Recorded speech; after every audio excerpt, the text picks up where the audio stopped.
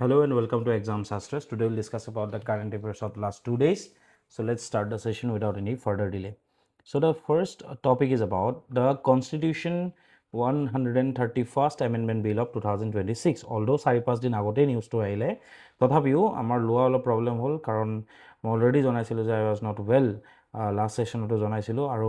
Actually আৰু এটা বস্তু প্ৰিপেৰেশ্যন চলি আছে লাষ্ট মে' মাহৰ 2025ৰ পৰা বুলি আপ টু জুনলৈকে যিটো কাৰেণ্ট এফেয়াৰ্ছৰ কম্পাইলেশ্যন হ'ব সেই যিখিনি ভিডিঅ' দিয়া যাব সেইখিনিৰ ওপৰত কাম চলি আছে গতিকে চিন্তা কৰিব লগা একো নাই তথাপিও ইম্পৰ্টেণ্ট কিছুমান টপিক লৈহে আহিছোঁ সব টপিক আমি ইয়াতে এড কৰা নাই চ' যিখন তোমাৰ 131তম যিখন সংশোধনী বিধেয়ক উত্থাপন কৰা গৈছিলে সেইখনৰ বিষয়ে আমি ইয়াতে ডিছকাছ কৰিব লাগিব so' the union government is set to introduce constitution amendment bill 131st 2026 and the delimitation bill 2026 during the special session of parliament ঠিক আছে অলদো আমি অলৰেডি আমি এটা কথা গম পাইছোঁ যে অবজেক্টিভ যদিও এইটো আছিলে the bill aim to fast track the implementation of the 33% quota for women and to increase the Lok Sabha strength এই 33% কোটা ৰিলেটেড এই যিটো মোশ্যন তেওঁলোকে আনিছিলে সেইটো সদনৰ মজিয়াত কি হৈছে বিফল হৈছে আমি এটা বস্তু দেখা পালোঁ কিন্তু আমাৰ কাৰণে মই এইটো টপিক এতিয়াও কিয় ইম্পৰ্টেণ্ট বুলি ভাবোঁ কাৰণ ইয়াৰ ৰিলেটেড এই এমেণ্ডমেণ্ট ৰিলেটেড বা তোমাৰ ডিলিমিটেশ্যন ৰিলেটেড কিছুমান বস্তু আমাক সুধিব পাৰে ঠিক আছে চ' 131st এমেণ্ডমেণ্ট বিলখনৰ কথা সুধিব পাৰে অলদো তাৰ ইমপ্লিকেশ্যনটো যিয়েই নহওক কেলে কিন্তু এক্সাম পইণ্ট অফ ভিউৰ পৰা ইম্পৰ্টেণ্ট আমাৰ কাৰণে হয় তো আমি জানো যে আমাৰ যিটো কাৰেণ্ট লোকসভা ছিট আছে অলদো আমাৰ ষ্ট্ৰেংথ হৈ গ'ল তোমাৰ অলমষ্ট তোমাৰ কি কয় 550 তথাপি 540 ছিট যোনটো আছে তাৰ পৰা গৈ পেলাই 850লৈকে আমাৰ ছিটটো এক্সপাণ্ড কৰাৰ কথা আছে ঠিক আছে অলমষ্ট 550 ওচৰা ওচৰি হয় আমাৰ এতিয়া to reflect the current population যিহেতু আমাৰ পপুলেশ্যন 2011 চনৰ পৰা বুলি যদি এতিয়ালৈকে ধৰোঁ বা 2001 চনৰ পৰা বুলি যদি আমি লাষ্ট 26 ইয়াৰ্ছত চাওঁ তেতিয়াহ'লে আমাৰ কি হয় তোমাৰ পপুলেশ্যন যিমান বৃদ্ধি পাইছে সেই অনুযায়ী আমাৰ ৰিপ্ৰেজেণ্টেটিভৰ সংখ্যাও আমাক আচলতে প্ৰয়োজনীয়তা আছে বুলি ভাবি এই বিধেয়কখন উত্থাপন কৰা গৈছিলে এই বিলখন প্ৰেজেণ্ট কৰা গৈছিলে চ' অবজেক্টিভ এইটো আছিল যে 850 ছিটছ 850লৈকে ইনক্ৰিজ কৰিব লাগিব ঠিক আছে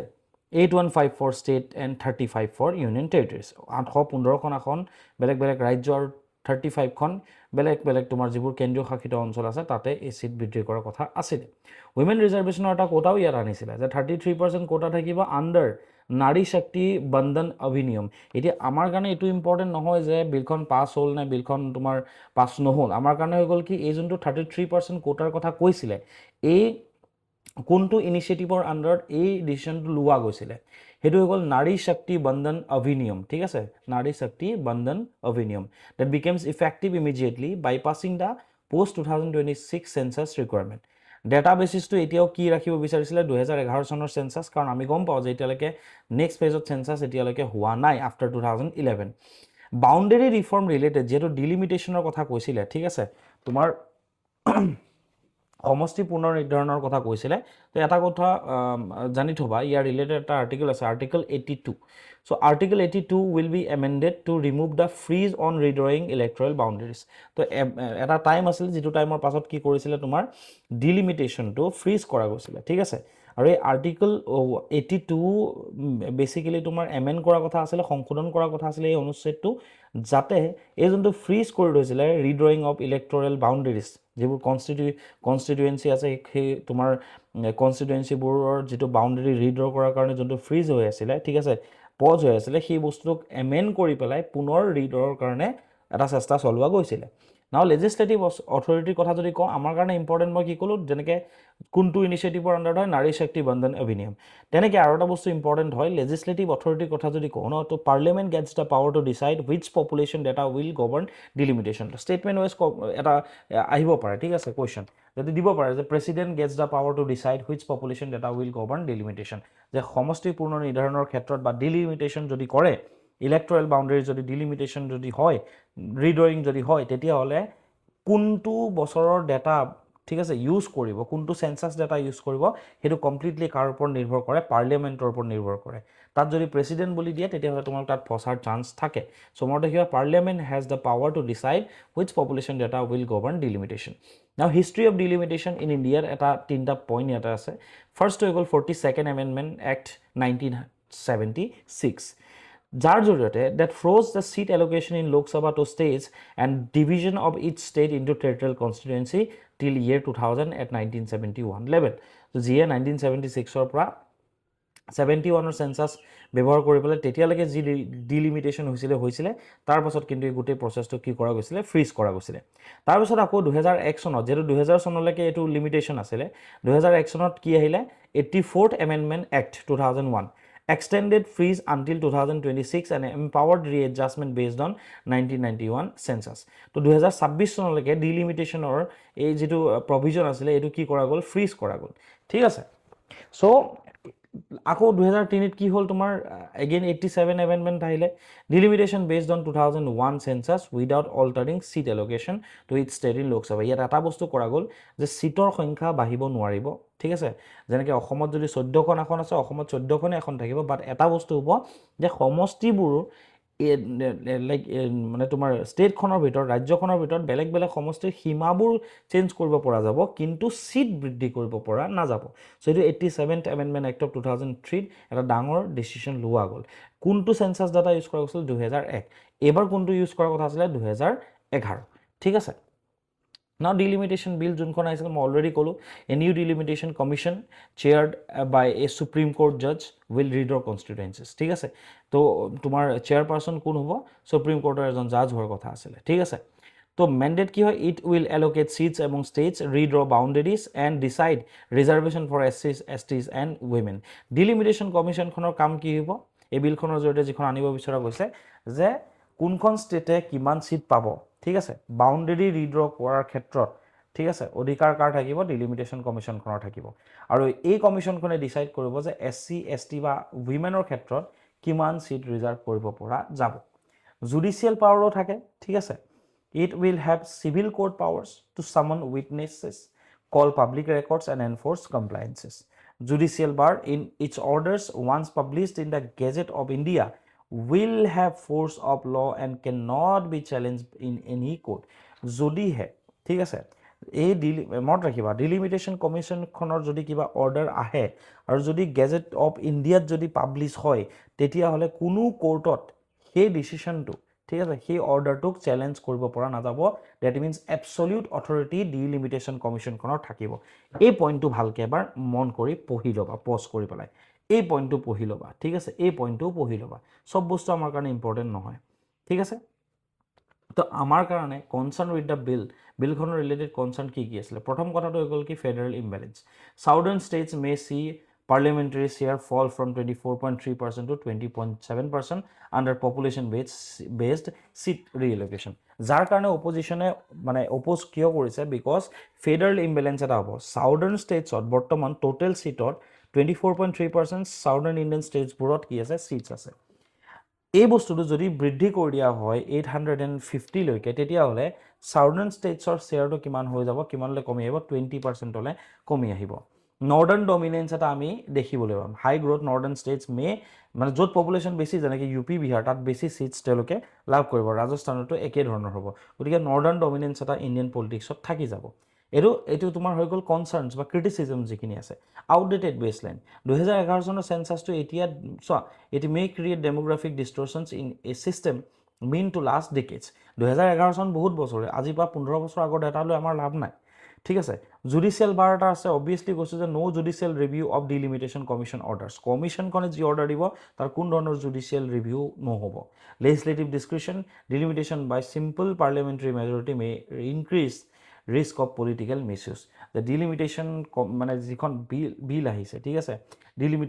ডিলিমিটেশন টো যদি এপ্ৰুভ কৰিব লাগে তেতিয়া হলে আমাক কি লাগে পাৰ্লিয়ামেন্টত সিম্পল মেজৰিটি হলে কি হৈ যাব এখন এপ্ৰুভ হৈ যাব কাৰণ আমি জানো যে পাৰ্টিকুলাৰ যিখন গভৰ্নমেন্ট আছে গভৰ্নমেন্টৰ মানুহ তেওঁলোকৰ মেম্বাৰ্স বেছি হয় ঠিক আছে গতিকে সিম্পল মেজৰিটি লৈ যদি এখন পাস হৈ গলে ডিলিমিটেশনটো একসেপ্ট হয় ই কি কৰিব পাৰে পলিটিক্যালি এই বস্তুটো এই প্ৰভিজনটো মিসইউজ কৰিব পাৰে বুলিও যেখিনি অপজিশন আছিল তেওঁলোকে ক'ব বিচাৰে The next topic is about right to vote and electoral roll integrity, which is important from GS paper 2 Indian polity point of view. Context here, right to vote. The Supreme Court held that person born in India have the right to vote and remain on electoral rolls. Bengalot ete ki hoise SIR ohar pasot বহুতো এনেকুৱা case পোৱা গৈছে যে বহুত ভোটাৰৰ নামটো কাট খাইছে এতিয়া বহুত এনেকুৱা কেছ পাইছে যে বাংলাদেশৰ পৰা আহিছিলে অহাৰ পাছত ইয়াতে বাচ্চা জন্ম হোৱাৰ পাছত তেওঁলোকে এতিয়া 18 years পাৰ কৰিলে তো সুপ্ৰিম কোৰ্টৰ কথা এইটো যদিহে if any person born in India they have the right to vote যদি ইয়াত কোনোবাই জন্ম লৈছে তেওঁলোকৰ ভোট দিয়াৰ অধিকাৰ আছে ঠিক আছে ভোটাৰ ডিলিশ্যনক লৈ এটা ইস্যু আহিছিলে যে the issue came after large scale deletions during the special intensive revision SIR of electoral rolls ঠিক আছে ইলেক্ট্ৰেল ৰুলছৰ যিখিনি তোমাৰ স্পেচিয়েল ইণ্টেনচিভ ৰিভিজন কৰা গ'ল বেংগলত বেচিকেলি বেংগলত SIR কৰা গ'ল তো SIRৰ সময়তে লাৰ্জ স্কেল কি হ'ল ভোটাৰ ডিলিশ্যন কৰা গ'ল ডিলিট কৰা গ'ল যিটো বস্তুৱে সুপ্ৰিম কোৰ্টৰ মানে সুপ্ৰিম কোৰ্টে তাক লৈ পেলাই এটা কথা ক'লে যদি তেওঁ ইণ্ডিয়াত জন্ম হৈছে তেতিয়াহ'লে তেওঁৰ ভোট দিয়াৰ অধিকাৰ আছে Appeals over 34 lakh appeals were filed against exclusions. Courts are examining fairness of verification scrutiny and impact on elections. Judicial evolution of right to vote. যে ভোট দিয়াৰ যোনটো অধিকাৰ সেইটো আমাৰ তোমাৰ সাংবিধানিক অধিকাৰ হয় নে নহয় সেইটো বস্তুক লৈ বা বিধায়িনী অধিকাৰহে নেকি সেই বস্তুটোক লৈ পেলাই বহুতো সময়ত বেলেগ বেলেগ কেছত সুপ্ৰিম কোৰ্টে বা বিভিন্ন কোৰ্টে কি দিছে জাজমেণ্ট দিছে নাও এই কেছবোৰ ষ্টাডি কৰাটো আমাৰ কাৰণে খুব ইম্পৰ্টেণ্ট হয় NP পনুস্বামী কেছ 1952 সুপ্ৰিম কোৰ্টে এটা কথা কৈছিলে held that the supreme court held that the right to vote is a statutory right মানে বিধিবদ্ধ এটা কি হয় আমাৰ ৰাইট হয় ঠিক আছে অ'কে তো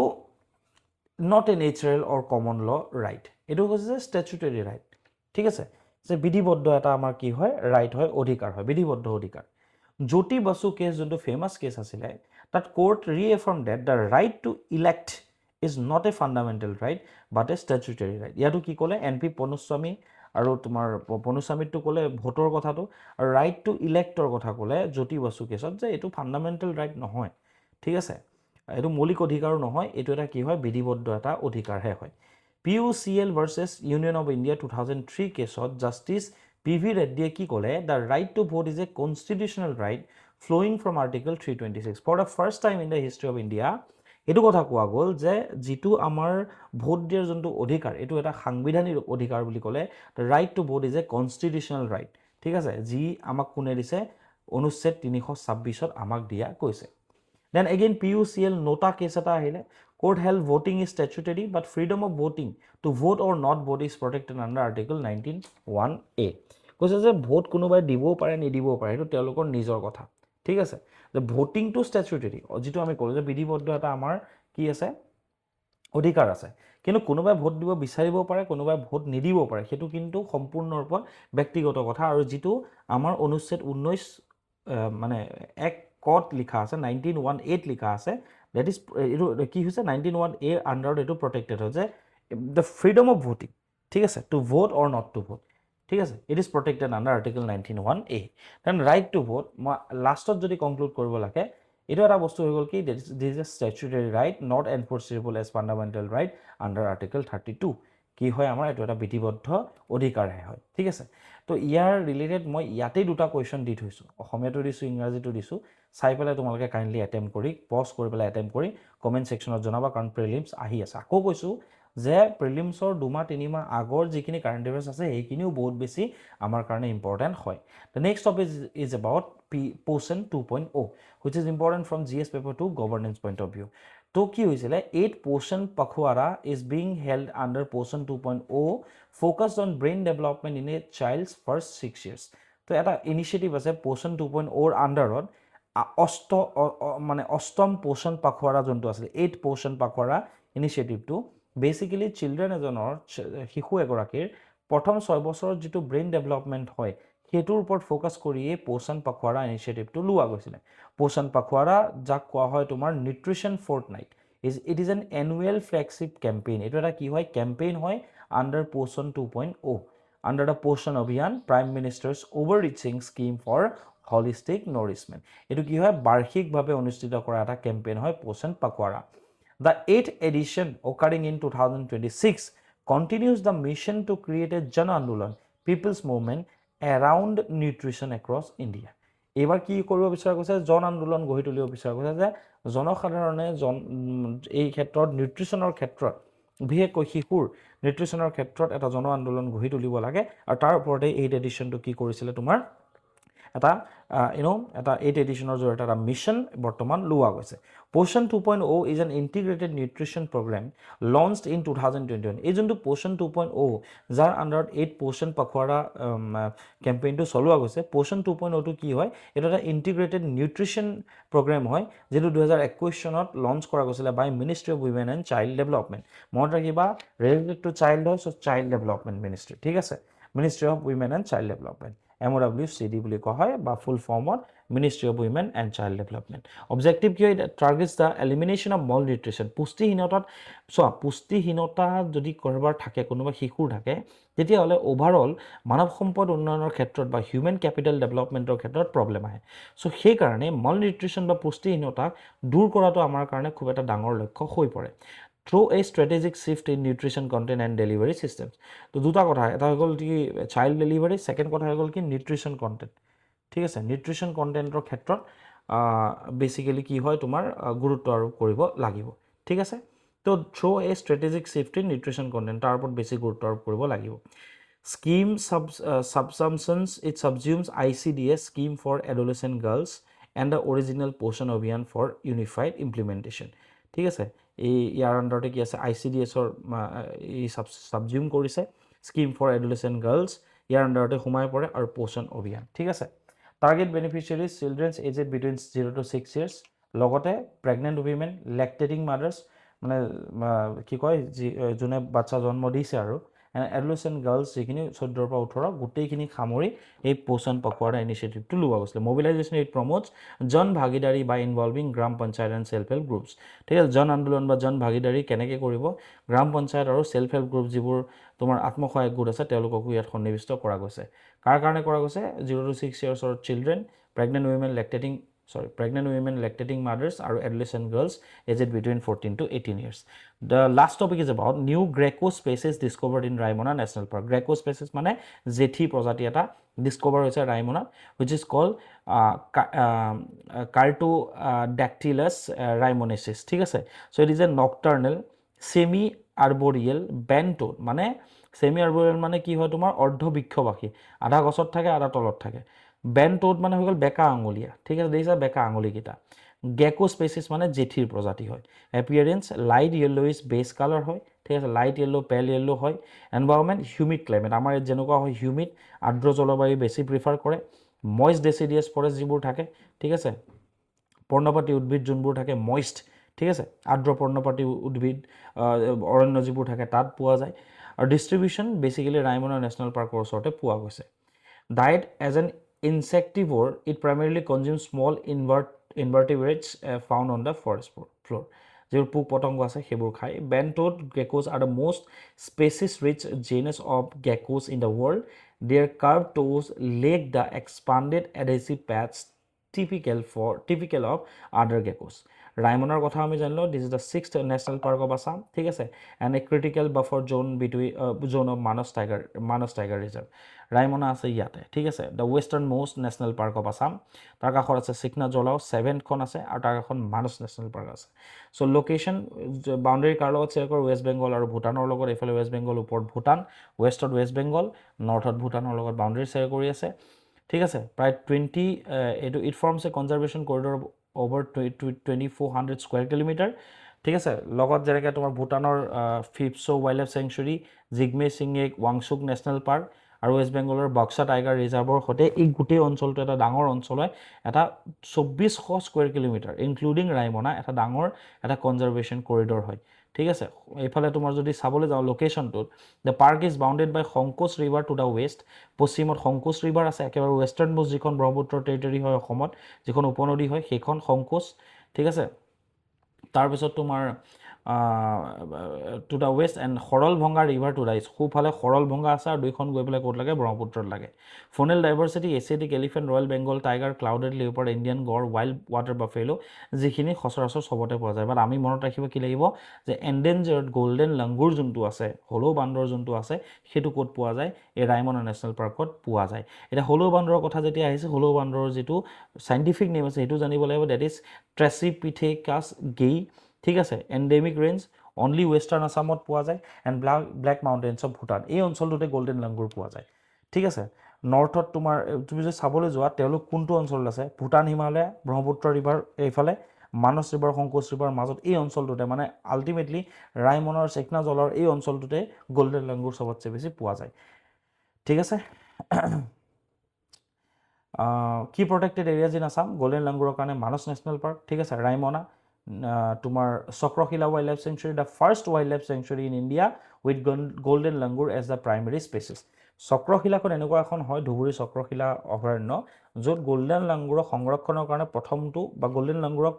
মানে মূল প্ৰজাতি হিচাপে এই যিখন তোমাৰ অভয়াৰণ্য আছে অভয়াৰণ্যখন গঢ়ি তোলা গৈছিলে দেন তোমাৰ কাকৈজানা ৰিজাৰ্ভ ফৰেষ্টতো প্ৰপ'জ এখন ৱাইল্ড লাইফ চেংচুৰী হয় ইয়াতো গল্ডেন লাংগুৰক সংৰক্ষণ কৰি থকা গৈছে কনজাৰ্ভেশ্যন ষ্টেটাছ যদি চাওঁ IUCN ৰেড ডাটা লিষ্টত এণ্ডেঞ্জাৰ্ড হয় মই অলৰেডি কৈছোঁ এণ্ডেঞ্জাৰ্ড গল্ডেন লাংগুৰ আমাৰ ভাৰতবৰ্ষৰ ৱাইল্ড লাইফ প্ৰটেকশ্যন এক্ট বন্যপ্ৰাণী সুৰক্ষা আইন 1972 মতে শিডিউল 1 প্ৰটেকশ্যন পাইছে হাইয়েষ্ট লেভেলৰ প্ৰটেকশ্যন পাইছে মই আগতেই কৈছিলোঁ IUCNত যদি এণ্ডেঞ্জাৰ্ড হয় আৰু যদি প্ৰজাতিটো অসমতেই পোৱা যায় ঠিক আছে বা ইণ্ডিয়াতে যদি পোৱা যায় ৱাইল্ড লাইফ প্ৰটেকশ্যন এক্টতো কি হ'ব হাইয়েষ্ট লেভেলৰ প্ৰটেকশ্যনেই পাব দেন চাইটছৰো এপেণ্ডিক্স 1 হাইয়েষ্ট লেভেলৰ প্ৰটেকশ্যনত ইয়াত ৰখা গৈছে আৰু ইয়াৰ ওপৰত বেছ কৰি কিছুমান কুৱেশ্যন দিয়া গৈছে চ' please attempt this questions and submit the answers in the comment section that's all for today's session keep ৱাচিং এক্সাম মাষ্টাৰ্ছ থেংক ইউ